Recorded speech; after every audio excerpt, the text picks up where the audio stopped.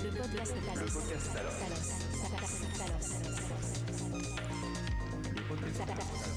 Talos. Interaction humain-machine. Humain-machine. Bonjour. Bonjour. Bienvenue dans ce nouvel épisode de podcast pour le club Talos. Alors aujourd'hui, nous sommes en compagnie de Clément Bonjour. et de Bonjour. Maëva. Bonjour. On va plonger aujourd'hui dans un sujet à la croisée de la linguistique, la psychologie et la psycholinguistique et du traitement automatique des langues. Aujourd'hui, on se pose une question simple en apparence. Comment les modèles de langue se représentent le langage ?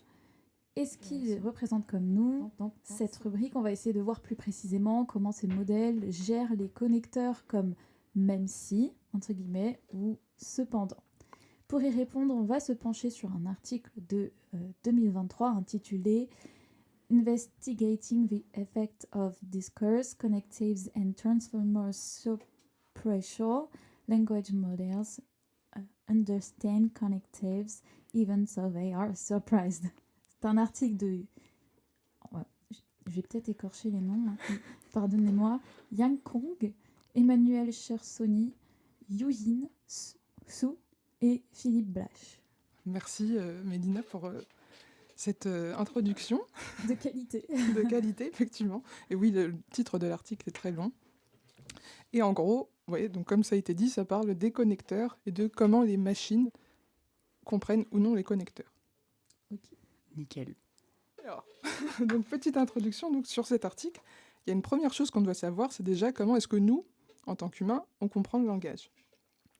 Donc pour comprendre comment les machines elles le comprennent, il faut d'abord se poser la question, est-ce qu'on comprend un discours ? Comment est-ce qu'on comprend nous un discours en tant qu'humain ? Parce que voilà, pour comparer notre représentation du langage avec les machines, il faut déjà connaître la nôtre. Donc comment ça se passe ? Alors quand on comprend un discours, notre cerveau construit ce qu'on appelle un modèle situationnel. Donc vous, actuellement, auditeur ou auditrice du podcast, vous êtes en ce moment même en train de construire dans votre tête un modèle situationnel du discours que là je suis en train de vous dire. Ce modèle, en fait, c'est une représentation mentale de ce qui est décrit. Là maintenant, je vais un peu citer un passage d'un mémoire, c'est un petit peu compliqué. Okay. Quand tu parles de représentation mentale, de ce dont on parle, c'est des images ? Est-ce que c'est des concepts ? Bonne question. Bonne question.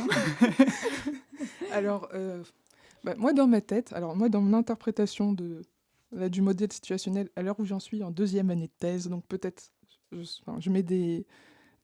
Je fais attention à ce que je dis. Voilà, ouais, gros avec guillemets. des pincettes. Avec des pincettes. Ouais. Voilà, allez vérifier ce que je dis. Mais d'après ce que moi je comprends, la représentation mentale, ça peut être des images, ça peut être des concepts abstraits, par exemple, le chat mange la souris, vous avez l'image en tête ou le concept du chat, le concept de manger, le concept de souris, vous avez peut-être même un lieu en tête, etc. Donc en fait, pour moi, représentation mentale, c'est tout dans la globalité, donc aussi bien des images, des odeurs, des sensations, des concepts abstraits, des trucs plus ou moins, voilà. Alors, Maëva, je te rebondis là-dessus parce que justement, j'ai pris option psychologie cognitive et on parle des représentations mentales. Donc, Parfait alors. J'attendais juste, je me souvenais plus trop de ce qu'on faisait, mais parce que ça fait longtemps qu'on n'était pas en CM. Mais du coup, voilà, c'est totalement ça. Parfait, merci Mélina, cette confirmation. Donc, ça se trouve, j'oublie des trucs, hein, mais en tout cas, on en a parlé. Si on est deux a priori. Donc voilà. On est à peu près d'accord. Donc voilà, cette représentation mentale, c'est l'ensemble de ces choses-là qu'on garde en tête. Et donc on a tout le temps une représentation mentale du discours qui est en train d'être dit. Et donc là, je cite Laure Duchamp dans un mémoire de sciences cognitives, ouvrez les guillemets, la notion phare du modèle situationnel est que le lecteur se forme une représentation de différentes situations qu'évoque un texte, et donc c'est au niveau multisensoriel, plutôt qu'une représentation du texte lui-même, qui lui est uniquement linguistique. Le schéma mental construit donnera lieu à un modèle qu'on appelle intégré, et il est mis à jour au fur et à mesure que la lecture progresse. Donc ça, c'était un peu... C'est ce qu'on vient de dire, finalement, mais avec des mots compliqués. Voilà, exactement. Et donc ça paraît peut-être encore un peu compliqué comme ça, mais c'est simple et très intuitif. Donc je vais vous donner un exemple. Si je vous dis « le gâteau est brûlé, pourtant il est très bon », que se passe-t-il dans votre tête ? Bon là, je vous demande ça comme ça, vous en savez peut-être rien. Euh, bah, On je pense à une crème brûlée. Ok, ça me fait penser à une crème brûlée. J'ai la réponse, je pense qu'elle attendait, c'est de dire que c'est bizarre d'avoir un... Je pense que je vais empiéter sur toi ce que tu veux dire, mais quand on met un mot comme pourtant, cependant, mais, en fait on s'attend à ce que le reste de la phrase soit en Contradiction. contradiction avec le début. Donc le gâteau est brûlé, généralement un gâteau brûlé c'est pas bon. Et si on met mais, on va se dire, oh mais c'est bizarre quand même. Moi, j'étais à côté de la plaque alors. Complètement. Non, mais après, tu as fait une Ouais. association sémantique, brûlé, crème, gâteau, dessert. Ça marche aussi. Ouais, non. Une fois, j'avais, en essayant de cuisiner un gâteau au chocolat, donc Oui. à la place de mettre de la poudre d'amande, Ok. j'ai mis de la chapelure. Oh Un, non. deux. Alors, C'était bien. sur le papier, c'est une tuerie, je te jure. On n'ira pas tester. Ouais. hein, je t'avoue. Parce que en fait, t'as l'impression de manger une sorte de biscuit croustillant au chocolat, Ok. c'était très bon. D'accord, donc c'est Voilà. ton conseil, changer la C'est le poudre conseil, d'amande. voilà. Essayez gâteau au chocolat à la chapelure et on pensera au, Je on tenterai pensera, pas. Hein. Je tenterai pas. Hein. au discours humain. Donc là, ce serait peut-être le gâteau est à la chapelure, pourtant il est très bon. C'est ça. Donc bah voilà, bah, merci Clément pour cette recette que peut-être des gens vont tester, je ne sais pas. Et donc effectivement, c'est ce que tu avais dit. En fait, le début de la phrase, le gâteau est brûlé. En fait, quand on entend ça, on prédit le fait que le gâteau est par exemple immangeable ou alors qu'il n'est pas bon. Le fait de savoir que le gâteau est brûlé oriente nos prédictions pour le reste de la phrase. Donc voilà. Pourquoi ? Parce qu'en fait, on se base sur ce qu'on appelle nos connaissances du monde. On sait, en général, que quand quelque chose est brûlé, c'est pas bon. Donc il y a plein d'autres connaissances du monde qu'on a. Hein. Par exemple, quand il pleut, le sol est mouillé, le soleil est jaune, le ciel est bleu. Pendant les fêtes de fin d'année, on mange beaucoup, l'eau, ça mouille. Donc en fait, c'est vraiment toutes les connaissances du monde, et c'est vraiment des connaissances un peu débiles. Une chaise à 4 pieds, par exemple, tout le monde est au courant. Et en fait, on utilise tout le temps nos connaissances du monde quand on parle pour pouvoir interpréter ce qui est dit. Donc, est-ce que ça va sur les connaissances du monde ? Nickel. Si on en revient à notre phrase exemple, le gâteau est brûlé, pourtant il n'est pas bon. En lisant ou en entendant le connecteur pourtant, on sait que ce qui va suivre, ce n'est pas ce qu'on attendait. En quelque sorte, le connecteur pourtant nous prévient qu'une information contradictoire arrive. Dans l'exemple « le gâteau est brûlé, pourtant il est bon », le fait que le gâteau soit brûlé n'est normalement pas une raison pour qu'il soit bon. Mais dans cette phrase, c'est le cas. Et donc, en conséquence, on ajuste notre modèle situationnel au fur et à mesure de la phrase, ici en se basant sur le connecteur pourtant. Donc en gros, simplement, à chaque fois qu'on parle, notre cerveau, il s'adapte à ce qui est dit et il prend les différents indices au fur et à mesure du temps pour orienter ses prédictions. Donc j'ai encore un autre exemple. Si je vous dis « il est gentil, mais… » qu'est-ce qui vient après ? Réponse A, il est bête. Réponse B, il est très courageux. Ah. Il est bête. Il est gentil, mais il est bête quand même. Voilà, c'est ça. En général, c'est soit il est gentil, mais il est bête, soit il est gentil, mais il est moche. En général, non. Vous dites jamais ça. Non. On apprend Quelqu'un des d'horrible, choses, en hein. fait. Effectivement, parce que, en fait, vous savez que ce qui va suivre va être méchant, et donc c'est bien évidemment la réponse A, il est bête, parce que, en fait, le connecteur mais est un indice que ce qui va suivre va inverser les attentes. Donc, en résumé, les connecteurs comme pourtant, même si, cependant, en revanche, bon, il y en a plein d'autres, hein, jouent un rôle crucial dans la compréhension. Ils nous aident à anticiper ce qui va suivre et à assurer la cohérence du discours. Plus précisément, au niveau cognitif, qu'est-ce qu'ils font ? Ils facilitent le traitement cognitif en orientant nos attentes. Ils nous aident à mieux prédire ce qui va suivre. Donc là, tout ce que j'ai dit sur le fonctionnement un peu, cognitif de la compréhension d'une langue, d'un discours, tout ça, c'est à la base basé sur un cadre théorique en sciences cognitives qui considère le cerveau comme étant un modèle génératif, prédictif, hiérarchique et bayésien. C'est un peu plus complexe que ça, donc je ne vais pas rentrer dans les détails, mais globalement, il y a un article de Clark en 2013 qui s'appelle un truc comme « Whatever Next Predictive Brains Situated Agents ». Et je sais plus quoi, mais vous pourrez le taper et ça sera dans la description de la vidéo. Et en gros, c'est tout un modèle en fait où on part du principe que le cerveau fait tout le temps des prédictions sur ce qui va se passer. Et voilà. Et je me base sur ça pour expliquer le traitement cognitif des connecteurs. Donc ça, c'était le fonctionnement chez les humains. Donc on a un modèle situationnel et les connecteurs agissent sur ce modèle-là.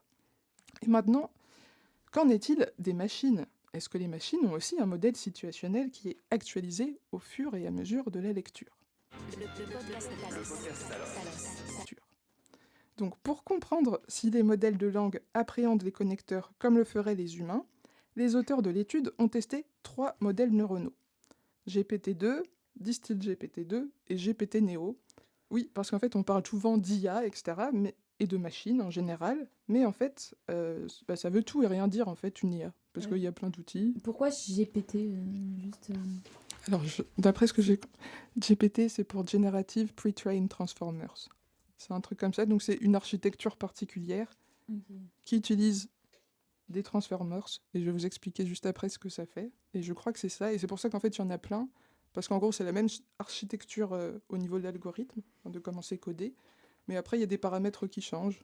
Oui, comme ChatGPT, quoi. Voilà, Tout simplement. ChatGPT, justement, en fonction de... je crois que c'est votre version, vous avez accès à des modèles de langue qui sont différents, parfois ils sont plus ou moins performants. Je sais pas si vous avez déjà vu. Parfois, quand vous faites trop sur la version gratuite, au bout d'un moment, ils vous disent... Il y a la capacité de changer de modèle, ouais, GPT-4o, O3 mini, il y a 4o mini, Ouais. en fonction de la tâche qu'on veut réaliser, ouais. Ouais, du coup... Ok.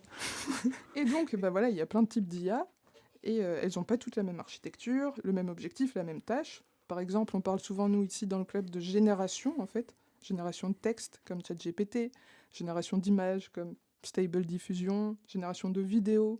Bon, et là, dans ce cas-là, on est bien dans des IA qui font de la génération de texte. Et plus précisément, ce sont ce qu'on appelle des modèles de langue autorégressifs basés sur l'architecture Transformer. Désolé, les mots sont un peu compliqués. Donc je vais un peu plus vous expliquer. Alors, première blague un peu nulle. Les Transformers, ce n'est pas que une franchise de robots voitures. Je m'y attendais, c'était tellement prévisible. Alors, en TAL, les Transformers, ça désigne en fait une architecture d'apprentissage profond. Donc, apprentissage profond, c'est aussi ce qu'on appelle le deep learning. Et en fait, ces Transformers, ils utilisent ce qu'on appelle un mécanisme d'attention. Et le mécanisme d'attention, en fait, il permet aux Transformers de se concentrer sur les différentes parties d'un texte en même temps. Bon, voilà, jusque-là, on s'en fiche un peu. Mais en fait, c'est très intéressant parce que ça permet de comprendre le contexte global de la phrase. Donc là, c'est très très résumé comme ce à quoi les Transformers ça sert. Donc pour celles et ceux que ça intéresse, je vous invite à lire l'article « Attention is all you need ». Donc en gros, les 3 modèles, donc GPT-2, DistillGPT-2 et GPT-Neo, qui sont tous cités dans l'article, ils génèrent du texte en prédisant chaque mot successif à partir des mots précédents. Voilà. Par exemple, si je dis « bonjour ça », Va. bravo. Je suis une super IA. Voilà, donc ça c'est l'intelligence naturelle qui a fait que vous pouvez prédire en fait ce que je dis. Donc c'est un peu le même principe pour un Transformers, mais c'est une version machine, quoi, Okay. en gros. Donc les chercheurs, ils veulent étudier comment les 3 modèles, donc je vais pas les répéter, ils réagissent vis-à-vis d'un connecteur. Pour cela, ils utilisent une mesure qu'on appelle le score de surprise. Donc c'est ça le surprisal score. Et l'idée est simple, plus un mot est attendu dans un contexte, moins il est surprenant. Voilà, donc c'était avec comme « bonjour ça va ». Voilà, là, il y a le score de surprise, il est très très bas. Par contre, si je dis « bonjour ça farte », déjà vous êtes un peu plus surpris. Et donc, par exemple, si je dis « je mange une pomme », tout va bien, le score de surprise est très faible, parce que c'est prévisible. Et si je dis « je mange une chaise », alors là, c'est inattendu de manger une chaise, donc le score de surprise est élevé. Donc voilà, le score de surprise, ça indique sur à quel point le mot est prévisible ou pas. Et donc c'est intéressant dans ce cas de cette étude, parce que le score de surprise va nous permettre d'obtenir une mesure de l'impact qu'a eu le connecteur sur la prédiction du Transformers. Donc la prochaine question maintenant qu'on va se poser, c'est comment les auteurs ont fait pour étudier l'impact du connecteur sur la surprise du modèle de langue. En gros, comment ils ont fait concrètement. Et donc là, je vais un peu vous expliquer le protocole expérimental. Alors, donc c'est une expérience qui a été réalisée à partir de 180 phrases. Les 180 phrases, en fait, ce sont des phrases qui ont été récupérées d'une ancienne expérience qui a été faite. C'est une expérience de Xiang et Kuperberg en 2015. Et cette expérience, elle portait sur le connecteur Evenso en anglais. Donc ça correspond à peu près à malgré tout en français. Et elle a été réalisée sur des humains. Et donc là, dans l'article que je vous présente, l'expérience a été refaite, mais cette fois-ci sur des machines. Enfin, en tout cas sur des transformers. Donc chaque phrase présente une situation cohérente ou incohérente avec ou sans le connecteur Evenso. Alors, je vais vous donner des exemples de phrases utilisées. Par exemple, il y a des phrases cohérentes sans connecteur. Lise a réussi son examen, elle a fait la fête. Tout va bien, il n'y a pas de connecteur, la phrase a l'air normale. Il y a des phrases cohérentes avec le connecteur Evenso. Donc ici, dans mon exemple, je vais remplacer Evenso par malgré tout, pour que ça soit traduit en français. Lise a raté son examen, malgré tout, elle a fait la fête. Donc ça, pareil, c'est une phrase qui est cohérente. Maintenant, je vais vous dire une phrase incohérente sans connecteur. Lise a raté son examen. Elle a fait la fête. A priori, c'est un peu bizarre qu'on fasse la fête quand on rate un examen. Sauf si elle aimait pas ce qu'elle faisait. Ouais, elle noie son malheur dans l'alcool, en fait. Ah, Oui, c'est vrai, ça super, pourrait être une ouais. autre raison. pas une bonne idée. Hein. Des conseils. Merci. Faites pas ça. Merci pour la prévention. Ah, mais ça... Et enfin, il y a des phrases qui sont aussi incohérentes, et cette fois-ci avec le marqueur. Lise a réussi son examen, malgré tout, elle a fait la fête. Et donc, toutes ces phrases-là, avec les différentes catégories, ont été données au modèle de langue, et les chercheurs ont regardé le score de surprise sur le verbe faire la fête. Ils ont dit, est-ce que la machine est surprise qu'il y ait le verbe faire la fête ou pas? Et ils ont même une hypothèse, si un modèle appréhende le connecteur comme un humain, il devrait attribuer un score de surprise plus bas aux phrases cohérentes et un score plus élevé aux phrases incohérentes. Et donc là, c'était pour vous présenter un petit peu le protocole. Et qu'en est-il des résultats? Alors, ce qu'ils ont trouvé, c'est qu'en fait, tous les modèles se sont montrés sensibles à la cohérence du discours. Cela signifie que, comme notre cerveau, les modèles sont, entre guillemets, surpris lorsque la phrase va à l'encontre de leurs attentes. Il y a aussi d'autres remarques un petit peu dans l'article. GPT-Neo, donc c'est le modèle le plus grand, il reproduit le plus fidèlement les réactions humaines. Et aussi, autre fait un peu intéressant, c'est que quand on change le connecteur, par exemple, qu'on change Evenso par However, donc ce serait plus cependant, on remarque que les effets disparaissent. Et ce détail, en fait, ça prouve que les modèles de langue, ils sont aussi sensibles à la sémantique précise des connecteurs. Ils ne sont pas juste sensibles au fait qu'il y a un connecteur ou pas, c'est vraiment qu'ils comprennent, on va dire, la fonction sémantique du connecteur. Je sais pas si... La fonction sémantique, c'est la signification que le connecteur donne. Par exemple, pourtant, sa signification, enfin, ce à quoi il sert, on va dire sa fonction plutôt, ça va être de vous indiquer que ce qui va suivre est différent de ce à quoi vous vous attendez. Donc ça, on va dire que c'est particularités sémantiques, on va dire. Voilà, c'était pour un peu... Donc, ça veut dire que même si une IA prédit le prochain mot, elle comprend quand même la langue.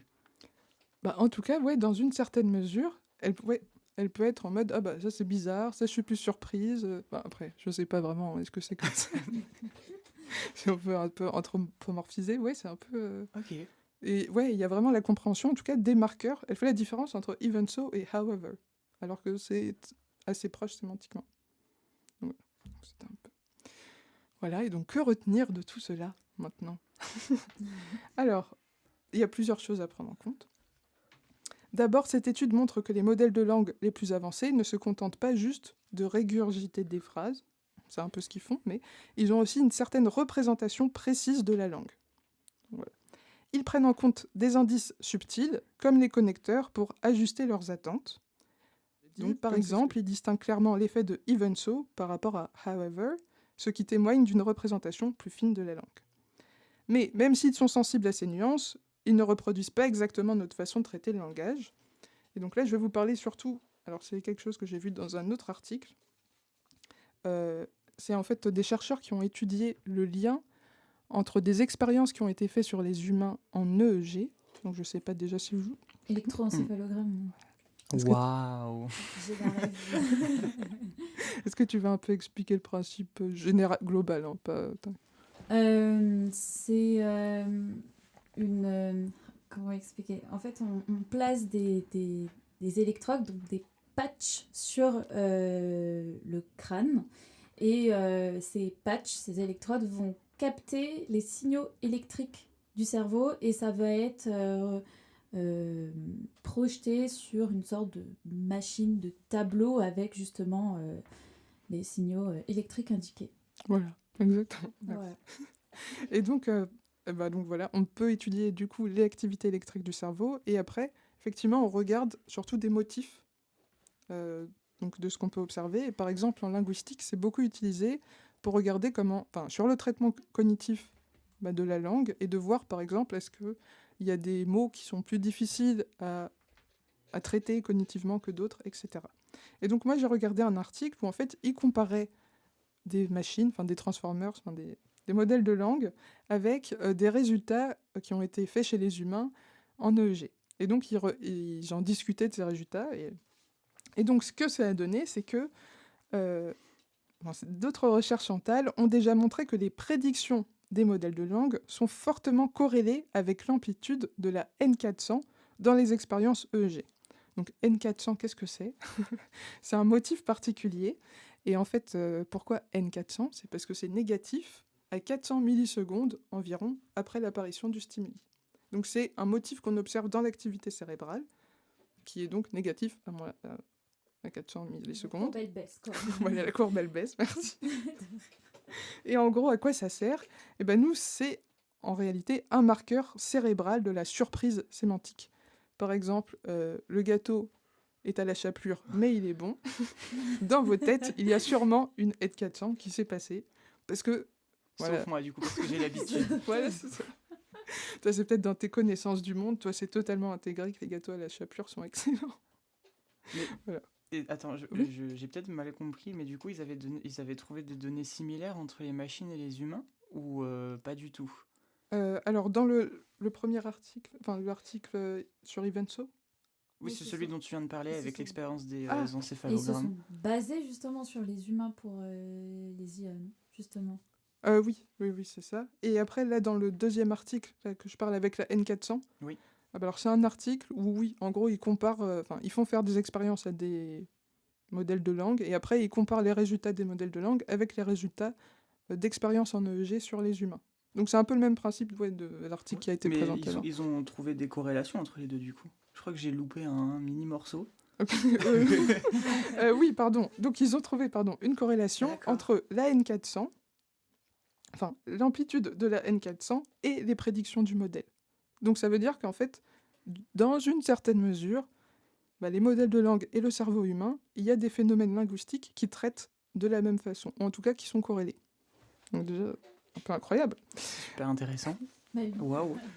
Donc voilà, non mais c'est vrai, j'avoue, c'était très intéressant. J'étais super contente de tomber dessus, j'étais en mode, ils comprennent plus que ce que je pensais, en tout cas. Et voilà, et donc des travaux récents ont révélé une corrélation entre les activations des modèles de Renault et celle du cerveau humain lors de la compréhension du langage. Donc il y a des mécanismes qui sont un peu similaires. Le modèle de Renault les modèles neuronaux, genre les modèles de langue.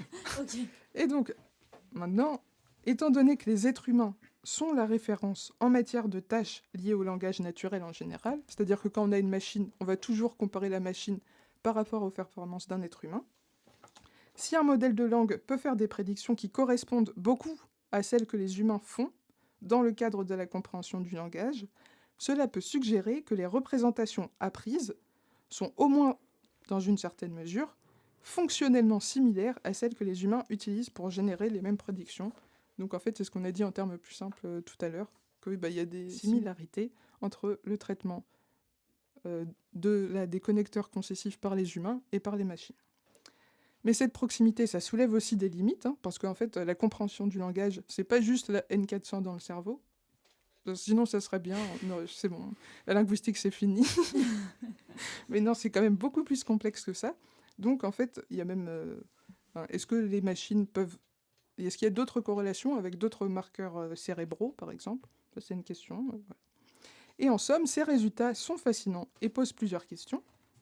Déjà, une machine doit-elle reproduire exactement la manière dont un humain comprend le langage pour être considérée comme compétente? Première question. Deuxième question, est-ce qu'on peut vraiment comprendre une langue sans être humain? Troisième question, est-ce qu'il existe plusieurs manières à la fois valides et différentes de se représenter les phénomènes linguistiques? Par exemple, nous, en tant qu'humains, on a une représentation des connecteurs, comme however, even so, pourtant, etc. Mais est-ce que si la machine avait une autre façon de se représenter ces connecteurs, est-ce que pour autant, euh, est-ce que ces autres façons existent déjà? Est-ce que ça peut exister? Est-ce qu'il y a plusieurs façons de le représenter? Est-ce que ça peut exister? Et si ça existe, est-ce que c'est valide ou pas? Si la machine a une autre compréhension de la langue, mais au final on arrive au même résultat, voilà. Donc en fait, ça pose plein de questions sur la compétence langagière des machines et à quel point elles peuvent nous copier ou non.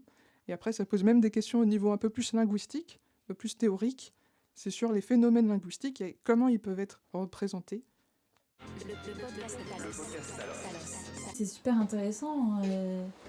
C'est vrai que c'est plus complexe quand même que ce qu'on pense justement de la modélisation des IA, tout ça. Il y a un énorme travail derrière. C'est quand même, avec ce que tu nous as présenté, c'est quand même impressionnant. Et encore, je pense que c'est qu'une infime partie. Donc, La tête, Ouais. mais c'est difficile à mettre sous mots, je dirais. Moi, je trouve ça quand même fou. Après, donc l'expérience, ils ont regardé N400 sur les ondes cérébrales. Mais est-ce qu'il n'y aurait pas la subjectivité de chaque personne qui pourrait rentrer en compte dans les résultats? Parce que on parle du gâteau à la chapelure depuis le début.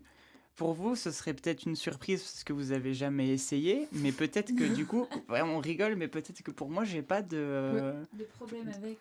Peut-être que j'ai pas d'effet de surprise parce que je le connais déjà. Et peut-être qu'il y a des personnes, de par leur expérience, qui n'auront pas le même temps de stupéfaction face à la phrase que quelqu'un d'autre, en fait. Donc je me demande si on compare ces données à une machine, qui d'ailleurs est entraînée sur les données des humains, est-ce qu'il n'y a pas juste tout qui est faussé, en fait? Oui, c'est une super question. Ouais. C'est vrai que ça pose la question quand même aussi de l'exposition à la langue, parce que voilà, ça dépend toujours un peu de nos connaissances partagées, comment on interprète. Donc ça c'est forcément dépendant d'une culture. Par exemple, je sais pas moi, le noir ça fait peur. Je connais pas toutes les cultures du monde, mais il y a peut-être des cultures où le noir c'est la plus belle couleur, la couleur, je sais pas. Le symbole du chat noir. Ouais, voilà, par Là, exemple. il y a des pays dans lesquels c'est un symbole de malchance, il y en a d'autres, c'est un symbole de grande fortune. Ouais. Même le noir à l'enterrement, qu'on porte à l'enterrement aussi, deuil, tout ça. Ouais, et ça c'est très culturel comme le noir en soi c'est juste une couleur, il n'y a pas de normalement a priori il n'y a pas d'interprétation, il n'y a pas de valeur qui est associée. Donc ouais, ça pose la question de l'exposition.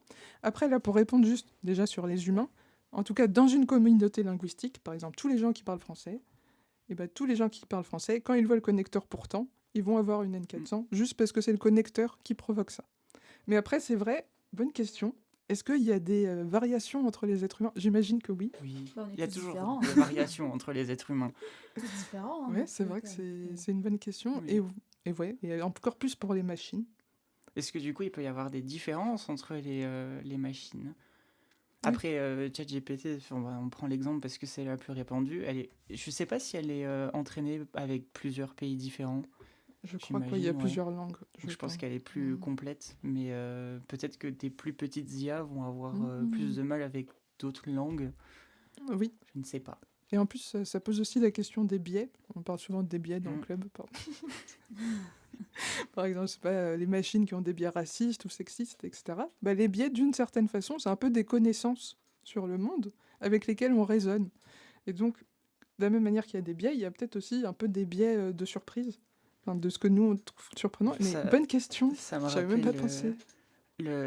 Avant que Twitter devienne X, il me semble que Google avait lancé leur IA sur Twitter, qui avait récolté toutes les données de l'application pour poster des choses faites par l'intelligence artificielle. Et après quelques jours, elle a pondu un tweet rempli d'insultes racistes, homophobes. Bon, c'est pas drôle, mais...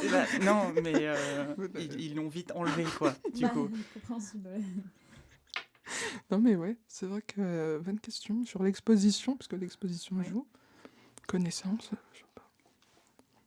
Ouais. Bah après, comment c'était ChatGPT au début? Parce que justement, là, on parle la façon dont tout, quasiment, il traite beaucoup de langues, il comprend beaucoup de langues, tout ça, mais est-ce qu'au début, c'était le cas? Et justement, qu'au fur et à mesure, il se soit développé par rapport aux utilisateurs, au nombre d'utilisateurs qui augmente, tout ça. Les chercheurs, après, enfin, les créateurs ont dû certainement engrossir, je pense, Oui. le champ. Je tape le micro, pardon.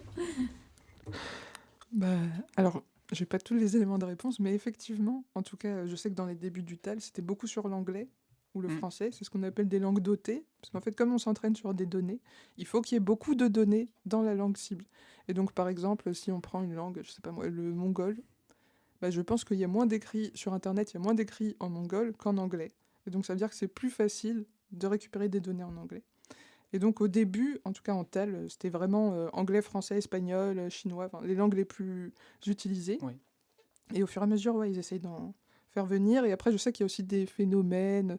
Par exemple, on peut mettre des corpus qui sont alignés. Par exemple, imaginons, la Bible en anglais, en français. La Bible est traduite dans toutes les langues.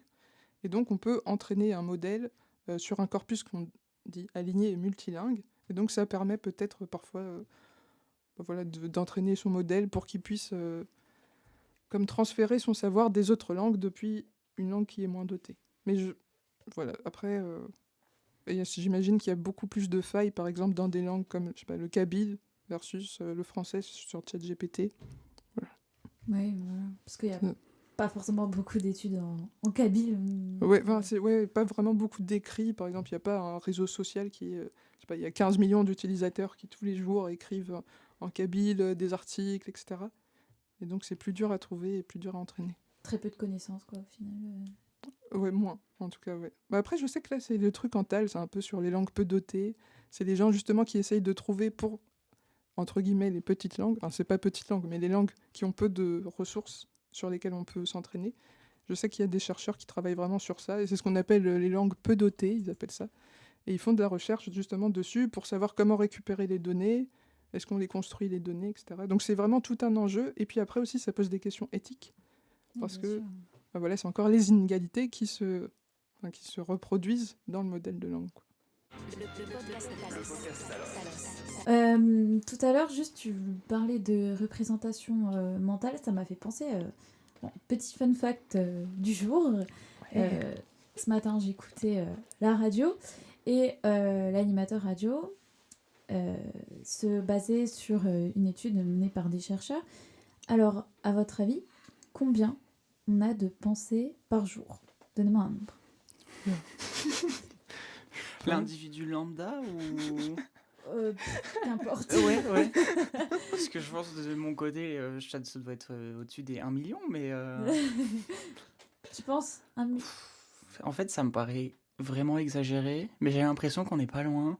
Pas loin des 1 million? En fait, ça dépend parce que... Enfin, déjà, si tu comptes les rebondissements dans la tête juste avant de se coucher, où tu revois toute la journée et tu le relis à des choses que tu as vécues, et des choses que tu aimerais vivre après, tu vois. Donc, je pense que... Bah, ça fait partie de tout ça, justement. Ça doit être compliqué, hein. Allez, donnez un nombre. Je trouve 1 million, c'est quand même beaucoup. Je vais dire 500 000. Ok. Puis, voilà. Moi, je descends beaucoup, on va dire 10 000. Je dis ça, ouais, ça. 60 000. 60 000. 60 000 en une journée, et donc ça nous ferait, si je dis pas de bêtises, 58 par seconde. Voilà. 58 par seconde. Je crois que c'est ça. Ouais. Il me semble que c'est ça, ouais. 58 par minute, mais... Non, je crois que c'est 58 par seconde. Comment mes neurones ils font pour pas faire un burn-out en fait? C'est 58 par seconde, c'est énorme. Il me semble... En fait, j'ai peur de dire une bêtise. Soit c'est 58 par minute, soit c'est 58 par seconde. Mais en tout cas... Non, je crois que c'est 58 par seconde. Mais en tout cas, voilà, 60 000 pensées par jour. Donc, voilà, petit fun fact du jour. Et bah, du coup, parmi ces 60 000, il y a, j'imagine... est-ce que dans les pensées, les représentations mentales, ça compte dans les pensées, par exemple? Alors, j'ai pas regardé l'étude, mais je pense que ça en fait partie. Parce que, voilà, réfléchit tout le temps, même les réflexes, tout ça. À mon avis, je pense que tout ça, ça en fait partie. Enfin, je pense. Après, il faut regarder l'étude. J'ai pas le nom, malheureusement. Est-ce que tu as peut-être le nom de l'émission? Ça, peut-être on pourra mettre dans Énergie les... 12. Voilà. Parfait. Le 6-10 avec Manu. Avec Manu. l'animateur. Et c'était le mercredi 26 février. Voilà. Comme ça, vous savez tout. Voilà. Le podcast Talos. Est-ce que vous avez déjà entendu parler de Tim Boucher ou Boucher, je sais pas comment ça se prononce. Pas du tout. C'est un écrivain entre guillemets. Après, c'est mon point de vue parce que, c'est mon point de vue. Point. C'est un Ok. écrivain canadien. On n'a pas le choix. C'est un écrivain canadien qui a écrit plus de 120 livres en 2 ans en utilisant ChatGPT. Et il fait un salaire avec. Il est payé pour ça. Et il utilise ChatGPT pour le texte, Midjourney pour la génération d'images. Et en fait, ça lui a permis alors, je crois que c'était plus de 97 livres en 9 mois. Ok. Voilà. Et en fait, il considère que l'IA, c'est un outil pour améliorer, faciliter, accélérer en fait la création. Mais il considère qu'il y a quand même une part de contrôle Non, mais là, tu sur réfléchis le... plus. En fait, il dit lui-même, en fait, dans ses interviews, qu'il est conscient des risques qui sont liés à l'IA. Mais il le fait quand même. Il le fait quand même, mais que l'IA peut être exploitée par les grandes entreprises comme outil de contrôle. Même si sa manière de production, elle s'inscrit dans cette logique, en fait, le mec, il se contredit un peu, je trouve aussi. Hein. Mais de toute façon, enfin, il est dans son idée de faire encore des livres, tout ça, donc forcément, Ouais. il va essayer de se dédouaner un maximum, quoi. Mais c'est quand même intéressant parce que d'un côté, c'est dangereux. Enfin, c'est sûr que t'enlèves tout le côté Créatif. créativité, Mhm. voilà. Mais il parle en fait pour la devanture de ses livres. Du coup, il génère des images et il dit que c'est quelqu'un qui n'a jamais été bon en dessin et que en fait, ça lui permet de. Je te vois hausser le sourcil, lever les yeux au Le ciel. jugement. Non, mais en mode, il pouvait pas demander à l'un de ses amis de faire quelque chose ou alors d'engager quelqu'un, quoi. Oui. Ou Je de sais pas, de prendre le crayon et de passer des années à. Voilà. De toute façon, maintenant, l'art, t'es pas obligé de forcément bien dessiner tant que ça vient de toi. Faut que Mm. t'as ton propre style. Enfin, regardez Oui, Picasso. voilà. Picasso et Michel-Ange. Enfin, il y a quand même un... Il y a quand même une contrebalance, il y a quand même un sacré niveau de chaque côté, donc au bout d'un moment... Ouais, est-ce qu'on peut encore parler d'art en fait si c'est Ouais. fait par. ouais, Ah oui, voilà. Ah oui. Débat philosophique à Ah, fond les bonne ballons. question. C'est vrai. Pardon. Moi, j'ai pas trop d'avis, si ce n'est que, du coup, là, il y a un produit final qui est le livre, ou le livre ou l'illustration, mais tout le processus artistique, là, en tout cas, bon, lui, il va me dire, il écrit un prompt sur ChatGPT, ça compte, j'imagine. Mais pour moi, je vois vraiment une très grande différence entre le processus d'écrire soi-même quelque chose et Ouais. le fait de le faire faire à une machine. Je sais pas si ce serait possible d'avoir une zone grise entre les deux, entre complètement Mm. personnel comme on a l'habitude, ou alors une IA qui fait tout. Peut-être qu'il y a une petite zone au milieu où on peut s'aider justement de l'IA et ne pas non plus, comment dire, En fait, le faire tout le travail. En Ouais, fait, ouais. Voilà. on revient un peu sur le sujet du podcast précédent. Ouais. Enfin, la manière dont on avait dérivé la dernière fois sur le podcast précédent. En soi, voilà, de toute façon, c'est pas encore au point. Mm. Il y a plein de choses qui doivent être... Ça pose aussi la question, genre, qu'est-ce que c'est l'art? Le produit final ou le fait de le faire, processus le artistique, processus ouais. artistique. Mais il dit en fait que dans les prompts qu'il reçoit, en fait, des fois il y a des phrases qui sont presque naturelles, presque Ok. on a l'impression qu'ils sont faites par des humains, et des phrases très bizarres, très Bah oui, étranges, forcément. qui n'ont aucun sens en fait. Bah, c'est logique. J'ai pas eu l'occasion. Est-ce que t'as lu, voilà. Ben voilà, c'est ça. J'ai pas eu l'occasion en fait de lire Ça doit un être- petit passage d'un de ses livres, j'aurais bien aimé, mais Ah, c'est vrai. j'en ai pas trouvé en fait. Ça doit pas être très potable, hein, honnêtement. Ça, Si oui. je peux me permettre de juger. J'ai pas lu, mais je veux pas lire. Moi, j'aimerais bien aussi, juste pour expérience comme ça, Bah, pour voir ce que ça donne. vous me direz, hein, parce que, comptez pas sur moi. Et puis après, ça pose aussi des questions d'éthique, parce que Oui, bah, j'imagine qu'il a été entraîné sur d'autres romans, peut-être. donc Sans il y a doute. peut-être... C'est la grande question avec les images générées. Est-ce que est-ce que les artistes ont donné leur consentement pour que l'IA puisse s'entraîner dessus? Oh là là. Que de questions. Par rapport aux artistes et justement leur consentement et tout, enfin, je vois beaucoup de vidéos, que ça soit sur TikTok ou même ailleurs, justement, par exemple des doubleurs qui poussent un coup de gueule contre l'intelligence Ah oui, c'est artificielle, vrai. justement. Ça me fait penser à ça. J'en ai pas entendu parler. Eh alors, il y a un TikToker, je me rappelle plus du nom, je suis désolée, qui fait des doublages, justement, qui s'amuse à reprendre des scènes d'animés, de dessins animés de Disney, etc. Et il redouble, en fait, il met sa voix sur les personnages, tout ça. Et justement, il parle beaucoup et il pousse un coup de gueule sur le fait que les IA remplacent en fait le métier de doubleur. Et en soi, c'est normal parce qu'on voit beaucoup quand même par exemple, de vidéos générées par les IA comme de fausses interviews, tout ça. Et en fait, les voix, elles paraissent sont crédibles, quoi. Donc, ça peut voler justement ce métier, Mm. ce thème de doublage. Et donc, en fait, ça peut encore une fois euh, enlever cette passion, des métiers, en fait. Oui, c'est vrai, c'est un peu... Bah, c'est aussi, ça pose la question, parce que pourquoi est-ce qu'on voudrait faire à une machine quelque chose qu'on aime bien faire, Bah oui. entre guillemets, genre écrire un livre, doubler, etc. Il y a des gens, c'est le métier, c'est leur passion. Alors qu'il y a peut-être, je sais pas, d'autres tâches qui sont plus ingrates, et que nous, en tant qu'humains, on voudrait peut-être mieux qu'une machine les fasse. Du coup, c'est un peu bizarre que les machines arrivent sur un terrain, je sais pas, artistique. Parce que pour moi, c'est un peu... Enfin, ça fait partie des plaisirs de l'existence humaine. Je pense que ce sont des gens, des personnes justement qui n'ont pas forcément, entre guillemets, le talent, alors qu'ils ont la passion. Et Mm. donc, ils vont, entre guillemets, je pense, à mon avis, choisir la solution de simplicité, c'est-à-dire se tourner vers l'intelligence artificielle. Et donc, du coup, Ouais. je pense. Oui, t'as raison, mais... Moi, je voulais juste dire que là, j'étais pas d'accord avec toi. Alors, dis-moi. Voilà. Alors, à côté des études, j'écris aussi. Voilà, je travaille sur un bouquin en ce moment. Ah, trop bien. Et je vous avoue que j'ai quand même déjà demandé. Alors, je sais pas si vous êtes déjà allé voir sur ChatGPT. Dans l'onglet à gauche, il y a marqué Explorer les GT.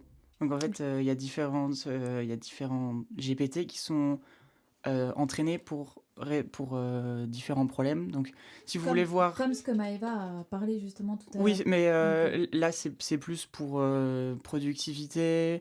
On peut, là, sous les yeux, j'ai un GPT qui peut aider à faire de la musique. J'ai un GPT qui peut te donner ton... c'est bien. Qui peut donner ton signe astrologique et tout ton... tout ton... Remplace je me la rappelle voyante. plus. Hein? Le totem astral. Oui, peut-être. Il y a des choses sur Il y a l'éducation. plein de sites là-dessus. Il y en a sur l'éducation qui permet d'apprendre des concepts compliqués, il y en a sur la recherche. Et en fait, il y a un GPT pour l'écriture. Ok. Et en tout cas, de moi, mon expérience donne quand même des bases très solides en termes d'écriture. Si on lui demande quelque chose, c'est pas comme si on va sur GPT et qu'on lui demande donne-moi une idée de livre. Il va demander le truc le plus générique au monde, Ok. un peu déjà surfait en fait. Celui-là va vraiment, je trouve, aider. Je me retrouve des fois coincée dans le syndrome de la page blanche. Voilà, ça fait 4 jours, j'ai pas réussi à pondre un truc. Et je lui donne mon dernier chapitre et je dis qu'est-ce que tu me conseillerais de faire après? Et ça te fait une liste. Et ça dit tu pourrais faire ça, ça, ça, ça, ça. Et puis des fois je regarde et je fais ah ça c'est une bonne idée. Ça pourrait me plaire. Ou ce que je fais aussi c'est que des fois je lui donne tout. Et je lui dis donne-moi des conseils pour m'améliorer. Mais je trouve quand même qu'en tant qu'outil, tant qu'on on le laisse pas faire notre travail à la place. Oui, on Même s'en ce que je fout veux aussi. dire pour les personnes qui dessinent, les personnes qui commencent qui débutent le dessin, il y a un gros débat. Moi, de mon point de vue, c'est OK tant qu'on s'approprie pas Mhm. l'art, en fait. Et je vois pas le mal de générer une image, d'observer comment elle est construite, peut-être de tracer par-dessus, observer Un exemple. les proportions, comment c'est un exemple. Bah, que ça soit justement un exemple. Mais bon, après, tu te l'appropries avec ta propre patte, ta propre signature. Moi, de mon point de vue, tant qu'on l'utilise en outil et que c'est pas quelque chose qu'on va soit transmettre au public, si on va au musée et qu'en dessous d'un tableau on voit fait par ChatGPT, ça me fait chier d'avoir Ah bah, payé ils vont pas 15 le balles mettre. l'entrée en Ils vont pas fait. le mettre, ça. Hein. Ils vont pas mettre ça. Hein. Ok, ouais. C'est que mon avis, voilà, je sais pas ce que vous en Non, Non, pensez. si, bien sûr. Bien sûr. Et du coup, là, ça veut dire l'IA, elle est surtout utilisée dans le processus un peu d'apprentissage. Enfin, Ouais. c'est un retour que tu peux avoir sur ton œuvre, etc. Mm. Ouais, ouais. Non, mais je vois. Et surtout, là, quand tu parlais du spectre, c'est ça un peu genre totalement fait par humain et totalement fait par IA. En mode, bah, par exemple, si tu écris un livre et que pour la correction orthographique, tu utilises une IA, bah, Oui. là, par exemple, l'IA, elle n'a pas changé ton style d'écriture, elle n'a pas modifié ton texte, tes idées, elles viennent de toi. Mais il y a parce que- une aide supplémentaire. Ouais. Parce que tu auras demandé justement de corriger des fautes. Mm. Bah, faut le préciser. Enfin, Oui. voilà. Mmh. Tu peux lui demander de réécrire, de changer le style. Moi, pour demander des conseils, en fait, C'est utile. ça m'avait donné des exercices à faire Ah, c'est trop pour bien. améliorer mon écriture. Non, c'est chouette. Ouais, non, si jamais t'es coincé sur une scène, essaye de l'écrire du point de vue d'un autre personnage. Ouais, voilà. C'est comme avoir un pro déjà derrière soi, en fait, qui nous donne quelques conseils. Un pro, c'est apprendre avec des pincettes, Ok, ouais. hein, parce qu'on l'a vu que ça reste juste des mots générés avec la probabilité, mais Ouais, ouais, ça peut être pratique.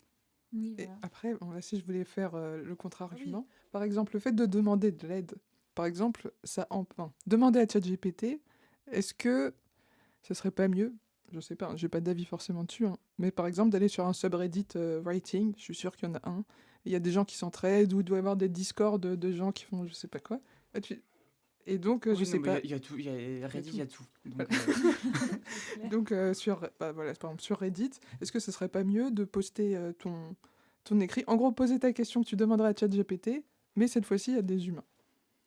Est-ce que ça marcherait aussi. ça marche? Je l'ai jamais fait parce que je suis très timide, mais moi je dirais que je ne ferai pas quelque chose comme ça parce que j'aime bien juste qu'on me dise en tirer ce qu'il faut que je fasse Ok. et enlever tout le blabla des êtres humains habituels. Voilà. Et puis tu peux lui demander d'être super critique et c'est rare de trouver quelqu'un qui dit ah, ce que tu as écrit c'est vraiment nul là pour le coup. Voilà. Mais après, là je fais un contre-argument pour mon argument tout seul. Ouais. Ça fait un peu mal des fois.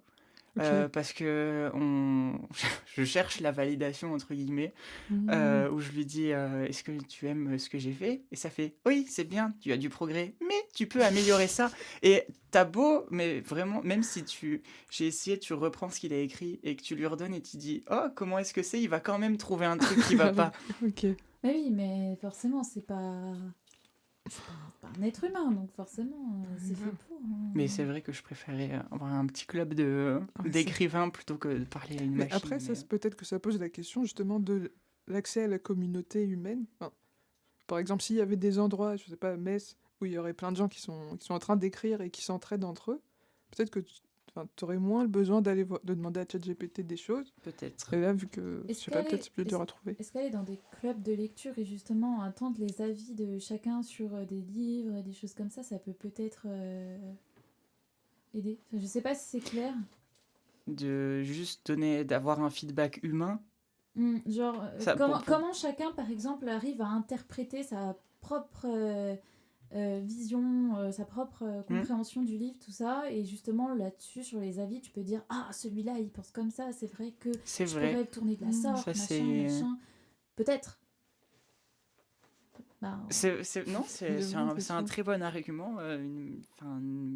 Une une machine n'est pas, elle sait être subjective, mais elle sait pas parce que ça reste une machine. C'est compliqué à C'est- définir, ouais. Et la subjectivité Donc, de ChatGPT. de toute façon, je pense que quand tu es écrivain, c'est nécessaire de faire lire ton texte à d'autres personnes parce que tu es tellement collé à ton texte que des fois tu Et puis si les passes autres au-dessus comprennent de... pas, voilà, Ouais, voilà. c'est pas clair, et au bout d'un moment, ça sera clair un peu pour personne, quoi.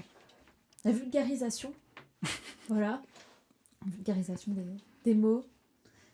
Donc, après, même pour justement des réflexions un peu philosophiques, je sais que tout le monde n'a pas forcément la réflexion philosophique. Après, justement, on a de la chance d'être justement dans une société où on a plein de ressources, et notamment du coup des professeurs ou des choses comme ça en psychologie, non, en philosophie, enfin dans chaque domaine. Et je pense que si après on demande des conseils, demander leur avis tout simplement, même regarder, comme tu disais sur Reddit, voir qui... euh, enfin, l'avis en fait de chacun selon son domaine, et puis après rebondir là-dessus et demander des conseils au pire des cas. Et moi, tout ça, ça me refait penser voilà, à l'accès aux ressources humaines, en fait. C'est ça. Parce que même là, par exemple, les professeurs de philosophie qui écrivent des livres, il faut avoir accès aux livres. Les Donc, thèses. ouais, mais les thèses, elles sont un livre accès. Mais déjà, il faut savoir qu'une thèse, ça existe. Il faut savoir que les thèses, tu peux les trouver sur Internet. Il y a plein de choses à savoir avant d'y avoir accès vraiment à la thèse, même si elle est gratuite et sur Internet. Et alors que j'ai l'impression que, par exemple, ChatGPT, tout le monde est au courant que ça existe. Et enfin, l'accès à l'information est plus rapide avec ChatGPT qu'avec une thèse, par exemple. Et du coup, je me dis peut-être qu'en fait, les gens aussi utilisent beaucoup ChatGPT parce que c'est un peu le seul outil qu'ils ont à leur disposition, en tout cas le plus simple. C'est plus simple et plus rapide surtout, hein, parce qu'on te colle une thèse de 20 pages, voire plus, à lire, on va dire... Bon courage. J'ai trop la flemme, quoi. faut le vouloir. Mais bon, c'est pas quelque chose non plus à négliger, quoi, si on était vraiment intéressé. Et puis voilà. ChatGPT, les IA en général, c'est rapide, simple, pas forcément efficace. C'est vrai. C'est pas fiable. Oui, c'est ça, pas fiable. Ouais. C'est pas assez... C'est efficace parce que pour résumer une thèse de 20 pages, c'est cool. Il n'y a rien qui dit que ça n'a pas un peu modifié le sens. Voilà. Sa propre interprétation de... Il suffit qu'il y ait un connecteur dedans et boum, c'est capot. La propre représentation de l'IA. Le podcast Talos. Pourtant, j'aurais quand même une question avec du texte. Est-ce qu'on peut générer une image à Bien partir sûr. de ce texte? Il y a beaucoup d'IA qui existent pour la création d'images. On en a parlé avant. Il y a DALL-E, Midjourney, et tu en avais parlé avant, je crois, Stable Diffusion. Yes. Voilà. Et j'imagine que vous avez une question qui vous brûle les lèvres. Comment est-ce que ça fonctionne? Comment est-ce possible? J'y pensais C'est totalement. magique ce Ouais. truc. Moi, personnellement, je savais pas du tout comment ça marchait avant. Ok. Mais en fait, c'est super simple. Donc, en fait, l'IA passe... d'abord, on a une sorte de toile blanche. Mais Ouais. est-ce que tu vois ce que c'est le bruit, l'image? En fait, des souvenirs, mais non. C'est, par exemple, tu fais tomber ta télécommande Ouais. et tu finis sur une chaîne où il n'y a aucune diffusion et tu as plein de points colorés, en fait, ils appellent ça aussi, je crois, une bataille de fourmis. Parce que c'est des points noirs et blancs, Ouais, en je fait, vois. qui... C'est comme de la neige visuelle aussi. Il y a C'est des ça, gens qui... c'est ouais, exactement ça. Je En vois. fait, ce bruit, il va... l'IA va, à partir de ce bruit, petit à petit, le transformer en image cohérente, en fait, comme un sculpteur, Ok. avec son bloc de granit à la base, et il va enlever tous les petits morceaux dont il n'a pas besoin, en fait, pour révéler l'œuvre d'art. Et c'est exactement ce que fait Stable Diffusion. Donc au lieu de générer juste une image d'un coup de nulle part, l'IA va commencer avec du bruit pur et ça va affiner progressivement ce chaos en une image cohérente. Je mettrai le lien de l'article dans la description. C'est en anglais, donc pas besoin de lire tout puisque de toute façon j'ai fait le résumé. Mais il y a vraiment une vidéo qui montre les étapes de succession. Je sais pas si tu l'as vu du coup. Oui, je crois que je vois. C'est vraiment impressionnant Parce que ça passe vraiment de n'importe quoi jusqu'à une image en 4K, définition, c'est magnifique. Et l'IA, à la base, ne peut pas faire ça par elle-même tout de suite. Il faut d'abord faire le processus inverse. Ok. Donc, d'abord, t'as une question? Alors, c'est pas une question, mais une remarque. En fait, j'avais vu, toujours TikTok, je passe ma vie là-dessus. Des fois, je tombe sur des TikTok où justement, va y avoir une image avec, je sais pas, des palmiers, machin, et ces palmiers, en fait, si on plisse un peu les yeux, ce sera un texte. Genre, par exemple, oui. Enfin, mais au premier abord, comme ça, on voit pas forcément, mais justement, le texte est dans l'image. Voilà. C'est une des manières aussi de détecter une image, si c'est de l'IA ou pas. Il faut regarder si c'est un personnage, il va beaucoup y avoir les yeux. Généralement, la rétine est bizarre, en fait. Les doigts, Ok. les doigts sont souvent déformés. Et là, j'ai un petit truc drôle à dire, je sais pas. Mais parce que moi, parfois, je fais des rêves lucides. Ok. Et à chaque fois que je fais un rêve lucide, je le sais en regardant mes mains. Parce que, genre, j'ai 7 doigts, j'ai des doigts bizarres. Et du coup, c'est fou que les IA galèrent à générer des mains. Alors que moi aussi, quand je rêve, c'est genre, mon cerveau n'arrive pas à générer En des même temps, mains. c'est vrai, c'est galère les mains quand même. Hein. Mais Je c'est sais vrai. pas, c'est trop bizarre, mais Du coup, voilà, c'était juste une Et petite technique de anecdote. révision. Ça. même si maintenant c'est c'est marrant. c'est de plus en plus performant, donc c'est facile de louper les détails physiques. Mais Ok. généralement en arrière-plan, si c'est dans un bâtiment, des fois il y a des chaises à deux pieds Ok, ouais. ou des panneaux Exit où il n'y a rien marqué dessus. On voit qu'il y a une couille en fait. L'IA peut pas juste à la base partir d'une toile blanche et créer une image à partir du bruit. Il faut d'abord qu'elle apprenne à faire le processus inverse. Donc on lui donne une image et elle la déconstruit petit à petit. Et si elle arrive à faire ça, elle peut faire le processus inverse. Le podcast Talos. Bon, je pense qu'on va arrêter. Merci à toutes et à tous de nous avoir écoutés. Bonne soirée et bon alors, bonne journée et au prochain épisode. Voilà. Au revoir. Au revoir. Interaction humain-machine.